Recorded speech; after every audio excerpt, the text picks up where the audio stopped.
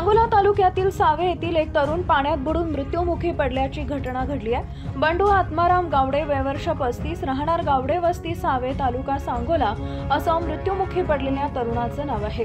ही घटना मंगळवार दिनांक 4 रोजी दुपारी 12:30 वाजण्यापूर्वी मान नदी पात्रात गावडे वस्ती, सावे, तालुका सांगोला इथं घडली आहे।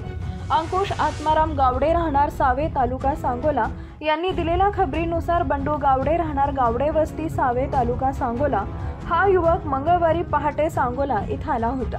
त्याचा भाऊ अंकुश गावडे याला त्यानं फोन करून सांगोल्यात येण्यासाठी बोलवलं। अंकुश गावडे सांगोला इथं आल्यावर त्याला बंडू एसटी स्टँड इथं भेटला।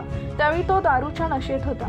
त्यानंतर दोघे दुचाकीवरून सावे गावाच्या दिशेने निघाले। सकाळी 7:30च्या सुमारास कोपटे वस्ती येथील मान नदी पुलावर आल्यानंतर बंडूनं लघुशंकेसाठी दुचाकी थांबविण्यास सांगितलं।